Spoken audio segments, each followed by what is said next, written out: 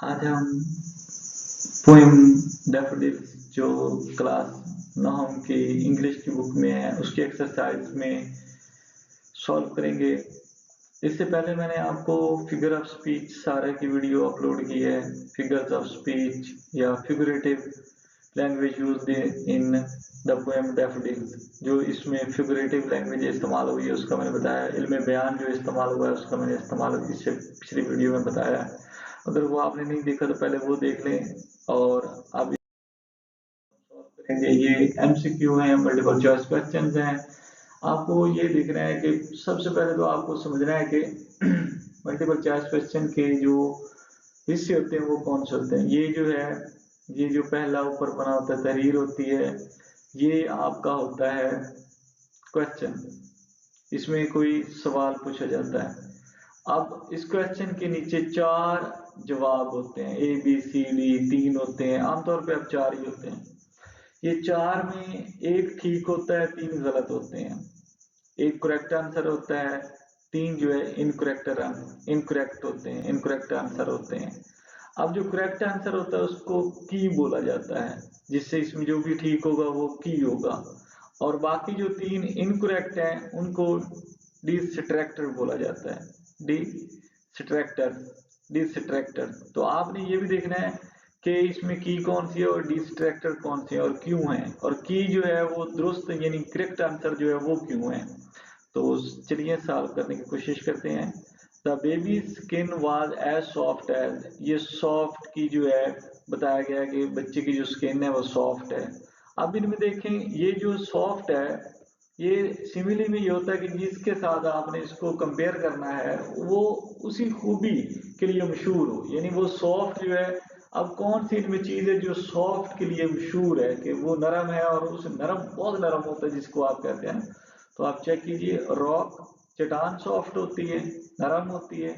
नहीं, ये सही जवाब नहीं है। सैंड पेपर जो होता है जिसके जरिए आप जंग उतारते हैं, लोहे वगैरह के ऊपर रगड़ के उसको साफ करते हैं, सैंड पेपर। नहीं, ये भी नहीं होता, ये तो खुरदरेपन के लिए मशहूर है। सिल्क सिल्क रेशम, तो रेशम जो है वो सॉफ्टनेस के मशहूर है कि बहुत नरम होता है। रेशम का तकिया, रेशम का कपड़े, रेशम का बिस्तर। रेशम यानी जो है बहुत ही नरम होने के लिए मशहूर तरीन चीज है। अगर कोई चीज नरम है तो वो रेशम है। सिल्क सब खूबियों में सबसे बेस्ट खूबी इसकी होती है नरम होने की। अगर कोई चीज नरम होती है तो वो सिल्क होता है। तो सिल्क अपने सॉफ्टनेस के लिए मशहूर होता है, इसलिए अब आपका जो सही जवाब होगा वो सिल्क होगा। वुड वुड भी सॉफ्ट तो नहीं होती है ना, तो इस वजह से अब ये सिल्क हो गया ठीक। और ये जो बाकी है रॉक, सैंड पेपर और वुड, ये सॉफ्ट होते नहीं है। तो इसलिए हमारा जो जवाब है वो सिल्क है। कौन सा जवाब है? सिल्क है। सिल्क सिल्क के ऊपर मैं दायरा भी लगा देता हूँ। सिल्क। इससे अगला एक दफा पढ़ लें ताकि आपको समझने में आसानी हो। स्टेम इसका है ये, the wind dash through the trees whispering secrets. अब यहाँ पे जो है उसने कहा हुआ है कि आपने पर्सोनिफिकेशन इसमें इस्तेमाल करनी है। ये पहले ही उसने गाइडलाइन दी हुई है कि पर्सोनिफिकेशन इसमें इस्तेमाल करनी है। The wind. अब देखिए पर्सोनिफिकेशन में क्या होता है। पर्सोनिफिकेशन में बेजान चीज को, बेजान चीज या जानवर को इंसान वाली खूबियां दे दी जाती हैं। जैसे मैं कहता हूँ गाय बातें कर रही थी, तो मतलब गाय तो नहीं बोलती ना, तो गाय बोल रही थी, दैट्स मीन वो पर्सोनिफिकेशन है। अक्सर पर्सोनिफिकेशन आप लोग कार्टूनों में देखते हैं जहाँ पे जानवर बोल रहे होते हैं। 3D मूवीज होती हैं, कार्टून होते हैं जिनमें वो बोल रहे होते हैं, तो वो असल में जो होता है वो पर्सोनिफिकेशन होती है कि आप बोलने वाली बात जो है किसी से भी करवा रहे हैं, बेजान चीजों को जानदार। तो वो जो इल्म बयान की किस्म होती है, जो फिगर्स ऑफ स्पीच होता है, वो पर्सोनिफिकेशन होता है। अब पर्सोनिफिकेशन में बेजान हो या जानवर हो, दोनों में से किसी को भी आप जब इंसानों वाली क्वालिटीज दे देंगे, इंसानों वाली खूबियां दे देंगे, इंसानों वाले काम वो करवाएंगे उससे, तो वो जो है पर्सोनिफिकेशन कहलाता है। तो आप विंड का जो देख लें, एन एन थ्रू, ये तो कोई उसका मतलब कोई खूबी नहीं है। एन गया आपका, इसके ये नहीं होगा। डैश्ड नाचना, द विंड डैश्ड, बिल्कुल ठीक होगा क्योंकि हवा जो है वो नाच रही थी, डैश कर रही थी। तो ये इंसानों के साथ तो है, जानवरों के साथ या क्या नाम है उसका बेजान चीजों में ये नहीं है डैश्ड। तो अगर विंड के साथ आपने डैश लगा दिया है तो ये इंसानों वाली खूबी आपने हवा को दे दी है, बेजान को दे दी है, तो ये जो है इसका जवाब ठीक होगा। द विंड स्टॉप, इसमें तो कोई पर्सोनिफिकेशन वाली बात ही नहीं होगी, ठीक है रुक गई बस। एट, द विंड एट, ये कोई मतलब लॉजिकल कोई बात ही नहीं है, हवा ने खाया थ्रू द ट्रीज। तो इसका जो जवाब होगा वो डैश्ड होगा, और जो नहीं होंगे वो एन, स्टॉप्ड और एट होगा। एन तो वैसे नहीं बनता कोई एन थ्रू, ए एन का इस्तेमाल वन के लिए होता है, एट भी एट और स्टॉप्ड एक्शन। तो ये जो डैश्ड है ये इंसान वाला एक्शन है जो इस विंड को दिया गया है। विंड स्टॉप्ड ये एक्शन जो है देखा जाए तो ये विंड का भी होता है, ये तो नहीं कि ये इंसानों का सिर्फ इंसानों के साथ होता है। तो इंसानों का जो काम हो और बेजान के साथ वो जोड़ा जाता है तब वो पर्सोनिफिकेशन होता है। इस चीज का आपने बड़ा ध्यान रखना है। तो हम जो जवाब है उसकी गिरद एक दायरा लगा देते हैं या अंडरलाइन कर देते हैं। चलेंगे, ये हमारा एक दायरा लग गया डैश। इसके बाद अगला क्वेश्चन है हमारे पास, आई वाज हाइपरबोली का इस्तेमाल करना है। I was so hungry, I could eat a. Hyperbole में मुबारक आराई होता है, यानी एक बात को बहुत बड़ा करके दिखाया जाता है, बड़ी बात करके दिखाई जाती है, बहुत बड़ी जो अनयूजुअल लगती है लेकिन वो मतलब दिखाई ऐसे जाती है हाइपरबोले में। तो वो मुबालगा किया जाता है, जैसे I could eat a sandwich, ये तो नॉर्मल बात है, इसमें मुबालगा तो है नहीं, भूख लगी है सैंडविच खा सकता है। आई कुड ईट फ्रूट, ठीक है बिल्कुल। I could eat a horse, ये एक मुबालगा है, यानी घोड़ा तो कोई नहीं खाता ना, ये एक अनयूजुअल बात है जो आपने करनी है। तो मतलब ये हाइपरबोली होती भी ऐसी है कि जिसमें आप लिटरल मीनिंग नहीं लेना होता है, फिगुरेटिव मीनिंग लेना होता है। यानी यहाँ पे मतलब घोड़ा खाना नहीं है, I could eat a horse इसका मतलब ये नहीं है, लेकिन इसका ये मतलब है कि मैं इतना भूखों में मैं बहुत ज्यादा खा सकता हूँ, यानी इतना ज्यादा। I could eat a goat, I could ईट अ गोट, कि मैं पूरा का पूरा बकरा खा जाऊंगा। आई कुड ईट अ गोट, इसका ये मतलब है कि मतलब पूरा तो नहीं खा सकता कोई भी अब, लेकिन उसका एक मतलब यही बताना है कि मैं बहुत ज्यादा खाने की तलब रखता हूँ। तो इसलिए हॉर्स का उन्होंने बोला है। वेजिटेबल तो नहीं है। अब हॉर्स का ये भी नहीं समझना कि हमारे यहाँ तो मेरे ख्याल में ये हॉर्स का वैसे तो नहीं पता खाया जाता है, मेरे ख्याल में हलाल ही होता है, या बहरहाल जिनकी जबान है वो तो इसको खाते हैं। वेजिटेबल जो है वो तो उसी में आ जाता है। तो इसलिए आपने आप ये इसके ये नहीं बनते, ये तो नॉर्मल बात बनती है वेजिटेबल फ्रूट, और इसमें कोई जो है हाइपरबोली तो है नहीं। हाइपरबोली तो होता है जब एक बात में मुबालगा पैदा किया जाएगा, तो वो ये इसको खाने में मुबालगा है, घोड़े को खाने में। तो इसका जो जवाब है उसको मैं अब हाईलाइट कर देता हूँ आपके सामने, ये है हॉर्स जी। उसके बाद नेक्स्ट क्वेश्चन हम देखते हैं। नेक्स्ट क्वेश्चन है हमारे पास, the sky was painted with hues रंग of pink and dash as the sunset. जब सनसेट होता है तो उस वक्त आसमान का जो रंग होता है, अगर आप कल गौर कर लीजिएगा ये इस वीडियो को देखने के बाद, तो वो आसमान का जो रंग है वो पिंक किस्म का होता है और ऑरेंज होता है। सुबह के वक्त भी यही रंग होते हैं आसमान के, सनसेट और सनराइज दो टाइम यानी यही वह रंग होते हैं, पिंक और ऑरेंज। तो यहाँ पे जो है आप ग्रीन कहें, ब्लू कहें, पर्पल कहें, ये नहीं है, पिंक और ऑरेंज ही कलर होता है सनसेट के वक्त। तो इसलिए आपको ये वैसे भी एक कॉमन सेंस का जनरल नॉलेज की चीजें होती हैं, इनको याद रखना होता है। इसको हम हाईलाइट कर देते हैं ऑरेंज कलर को, क्यों? क्योंकि शाम और जब सूरज यानी कि होता है उस वक्त जो है, जो जब ये सूरज तुलू होता है या गरूब होता है, उस वक्त जो आसमान का कलर होता है वो ऑरेंज होता है और पिंक होता है, ना वो ग्रीन होता है, ना वो ब्लू होता है, ना वो पर्पल होता है।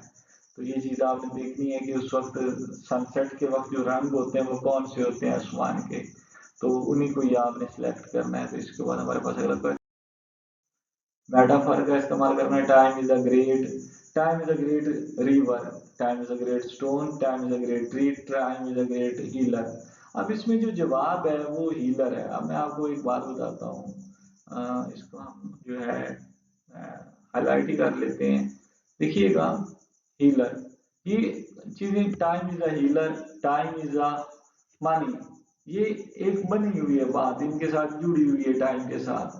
Time is a great healer है, यानी वक्त यूं यूं गुजरता है तो इंसान के जख्म तकलीफ जितनी भी गहरी होती है वो कम होते होते एक दिन खत्म हो जाती है। इसलिए कहते हैं कि वक्त मरहम का काम करता है, तो time is a great healer, ये समझ लें, वक्त मरहम है, वक्त मरहम का काम करता है, time is a great healer, ना कि आप उसको टाइम के साथ रिवर स्टोन या ट्री को जोड़ते हैं। और ये मेटाफर है कि आप मरहम जो है टाइम को मरहम कह रहे हैं, मरहम कह दिया और चीज और मरहम और चीज होती है, हीलर यहाँ पे मरहम होगा।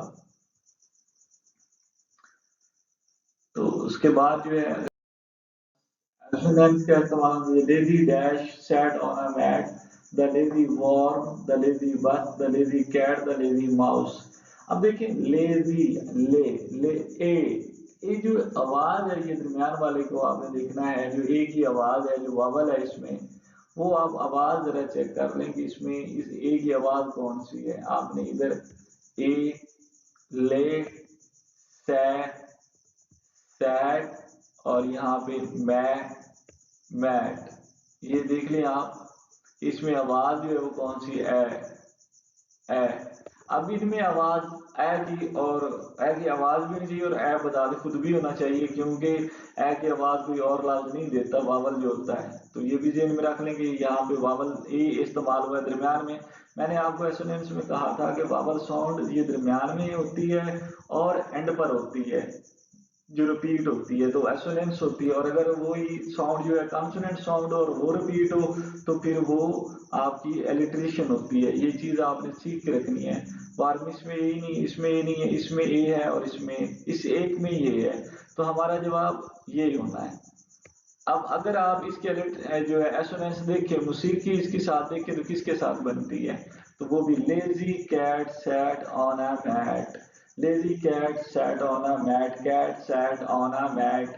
ये जो आवाज है वो देखें कि मिल रही है, रिदम पैदा हो रहा है, मौसीकी क्रिएट हो रही है। तो जो एसोनेंस होती है उसका मकसद भी मौसीकी क्रिएट करना होता है, कि वो जो अल्फाज हैं वो एक दूसरे के साथ बहुत ही मौसीकी पैदा कर देते हैं। तो वो जो एसोनेंस है उसमें वावल साउंड्स होती हैं जो रिपीट होती है, तो वावल एक ही साउंड अगर इसमें रिपीट हो रही है तो एक ही आपने इधर देखनी है ना, कि वार्म, लेजी का वार्म सैड नहीं, बस सैड, वो माउस सैड, वो इसके साथ कैट सैड ये मिलता है। वैसे भी ये एटी एंडिंग है और इसकी भी एटी एंडिंग है। तो उसके बाद नेक्स्ट क्वेश्चन पे हम, इसमें उसने कहा कि आपने इलेक्ट्रिशियन का इस्तेमाल करना है। The cold crisp dash snow crunched underfoot, पाँव के नीचे, क्रंच्ड यानी टूटी, कड़कड़ाई। अब यहां से देखें, द कोल्ड अलिट्रेशन का वो कहते हैं इस्तेमाल करना है, कोल्ड यानी सी से शुरू होगा साहब, जरा ये देखें, कोल्ड क्रिस्प, यहाँ पे जो सी का कोई होना है, तो स्नो क्रंच। अब यहाँ पे एक और बात भी देखें कि आपका जो दिमाग होता है वो थोड़ा लॉजिकल भी होना चाहिए। अलिट्रेशन जो है आपको पता है, सी यहाँ पे सी, यहाँ पे सी, और आगे ये क्रंच, ये सी ही रिपीट हुए हैं ज्यादा, तो यहाँ से कोई सी वाला ही होना है। अब ये दो ऑप्शन तो पहले ही आप इसमें से इनको निकाल लें, क्वाइट और मेल्टिंग ये निकाल लें। अब पीछे ये दो बचते हैं, कलरफुल और क्लीन, इन दो में से चॉइस होनी है, एक करीब करीब है और एक एग्जैक्ट है। अब ये जो इसमें एग्जैक्ट है वो कौन सा होगा, ये देख लें आप। अब देखिएगा, the cold crisp colourful snow, the cold crisp clean snow. अब देख लें, अब जो है नेचुरली आप एक चीज को भी देखें कि जो स्नो होती है वो क्या होती है, कलरफुल होती है या क्लीन होती है। अब ऐसा नहीं है कि आप एक ही लॉजिक बात करते जाए, लिटरेशन में ये नहीं है। आप कलरफुल जो स्नो होती है वो क्या होती है, क्लीन होती है या कलरफुल होती है, तो आप कहेंगे क्लीन होती है। और अगर आप इसकी लिटरेशन जोड़ेंगे तो मैंने आपसे पहले भी कहा है कि ये जो है, ये साउंड जो है एलिट्रेशन और एसोनेंस साउंड का काम है, और ये मौसीकी और आर्टिस्ट के जो गाने इस्तेमाल होते हैं, मौसीकी बनती है उनमें इस्तेमाल होते हैं, गाने और मौसीकी जो बन रहा होता है उसमें इस्तेमाल होती हैं। तो आप खुद देखें जो the cold crisp clean snow crunch underfoot. अब यही चीज आपकी इसमें बैठती है, कलरफुल इसमें बैठ नहीं आकर बैठ रहा है। और वैसे भी एक नेचुरली तौर पे कलरफुल स्नो नहीं होती, रंगीन नहीं होती है। बर्फ जो होती है, बर्फबारी मतलब जो पहाड़ों में पड़ती है तो वो क्लीन होती है, ना कि रंगीन होती है। तो इसलिए क्लीन का ही ऑप्शन आप सिलेक्ट करेंगे।